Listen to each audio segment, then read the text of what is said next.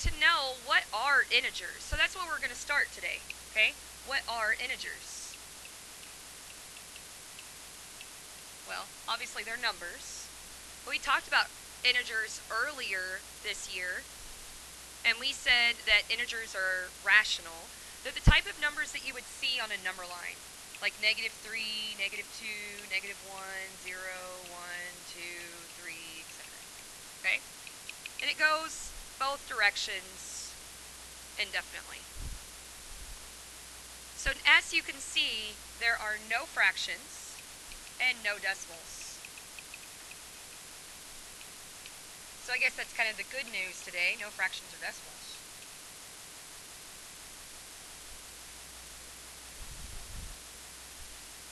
A lot of times when I ask people what are integers, they'll just say negative numbers. And they are negative numbers, but it also includes the positive numbers, so we need to be thinking about that. So the way that I feel like I can help you the most with what's a little bit different than what you did last year is by doing one step first, no matter what. And it's going to help us with, instead of worrying about am I adding or am I subtracting, it takes away that completely, okay? We're going to solve adding and subtracting problems the same way. And this is the main thing that we want to be thinking about. There should only be one sign in front of each number. One plus sign. Plus and positive mean the same thing. Plus, positive. Means the same thing. That symbol means adding. That symbol means positive. Minus and negative mean the same thing. That symbol looks the same for a reason. Minus and negative, same thing. So please don't get caught up on that today. And what I was saying is we only want one of these symbols, a plus sign or a minus sign, positive sign or a negative sign, same thing. We only want one of those symbols in front of each number, okay? So before we do anything, we are going to simplify.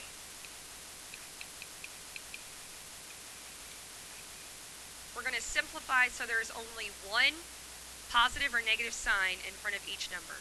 Simplify. Only one positive or negative sign in front of each number.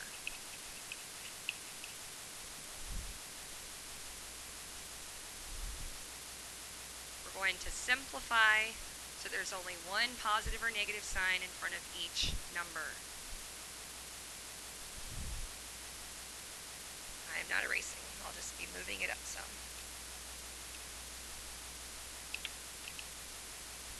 What I mean by that, if you have plus a -5. Now, let's talk about those parentheses. The only reason those parentheses there is to separate the plus sign and the negative sign. I say it's like they get into a fight if they're right next to each other. So the parentheses are there to break up the fight. Okay, that's the only reason they're there. They do not mean multiply. They do not mean do what's inside the parentheses first. They're only there to separate these two symbols. We want to make it so that this 5 only has one of these symbols in front of it. And I bet you learned last year that a positive and a negative make a...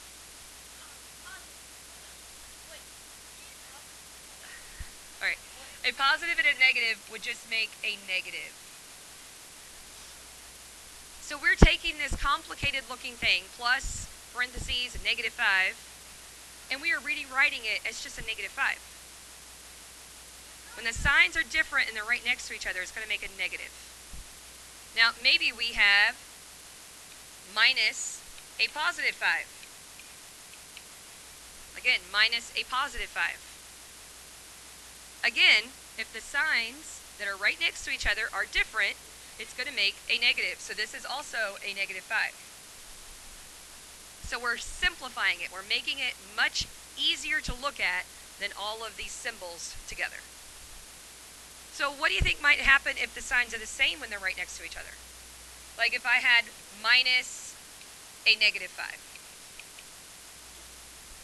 Two negatives make a, everyone always knows that one. Two negatives make a positive. So when two negatives are right next to each other, it makes a plus sign. And the one that you learned long time ago, you just didn't realize you knew it, plus a positive, two positive signs right next to each other also equal positive.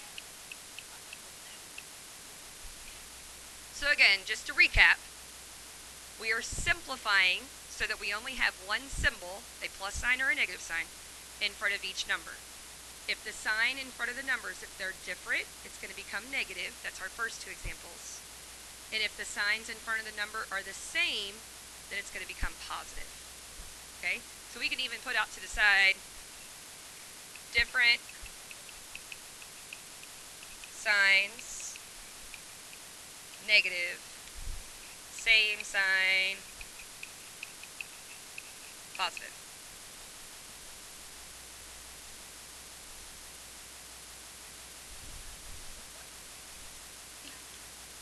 Now that most of us have this written down, let's practice doing this sum, okay? Notice that we haven't added or subtracted anything yet today, have we? And that's okay.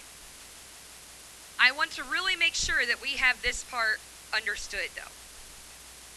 Everyone have this written down?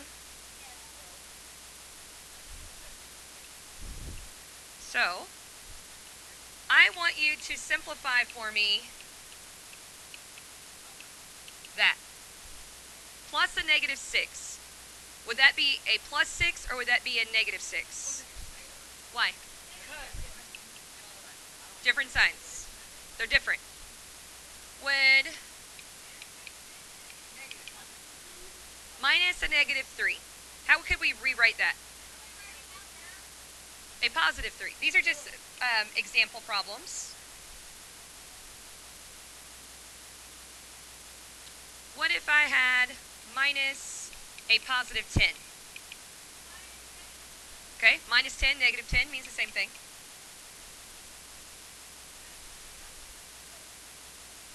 What if I had plus a positive 7?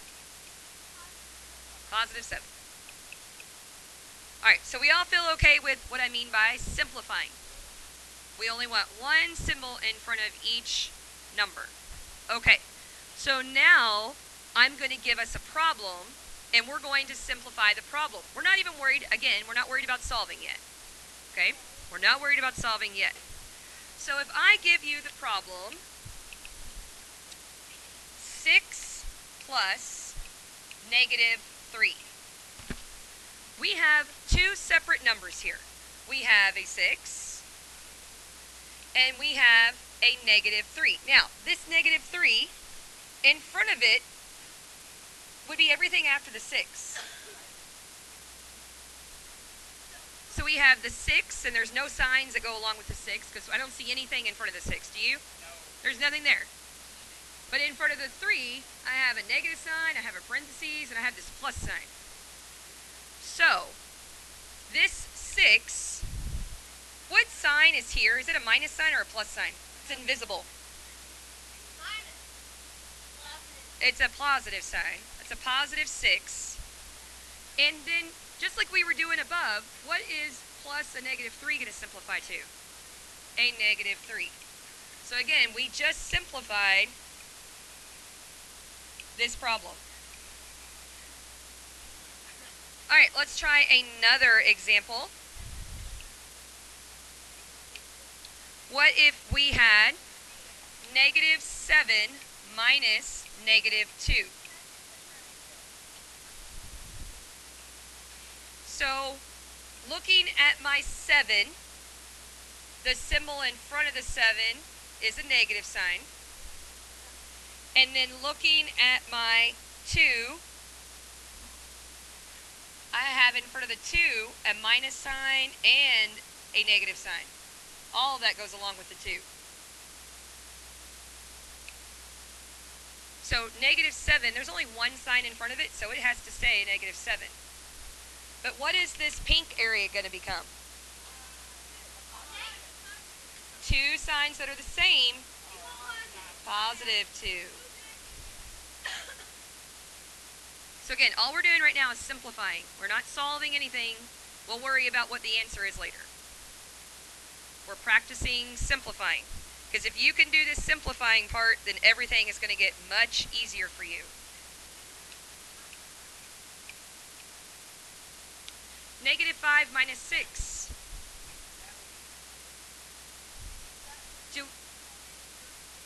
Well, but are they right next to each other?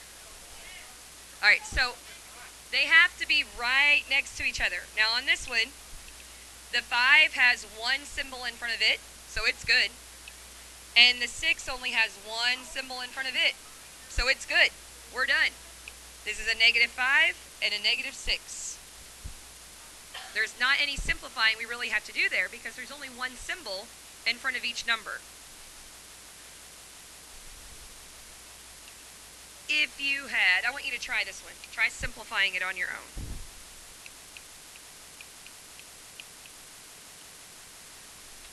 So I want you to tell me what number is going to be in front of my 4, or what sign is going to be in front of my 4, what sign is going to be in front of my 7.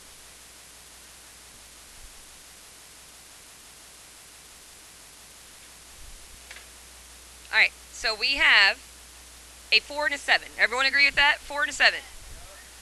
In front of the 4 is a negative sign. So my 4 is a -4. I have a 7. Now there's a lot of stuff going on over here in front of the 7. This 7 has all this stuff with it. So I have to ask myself, is this 7, am I going to have a positive sign or a negative sign? Why a negative?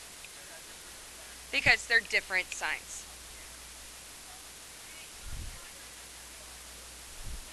Let's try another one. What if you had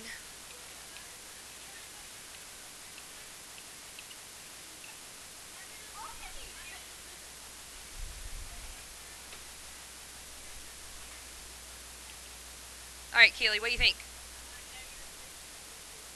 I agree with one of them. +2. Why is it a +2? Because why?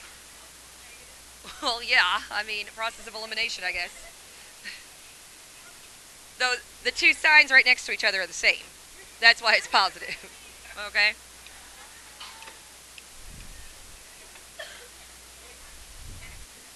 How about 5 plus -4? 5 plus -4. What's my 5 going to be? What's my 4 going to be? Don't say anything out loud. Write it down. What's your 5 going to be? What's your 4 going to be?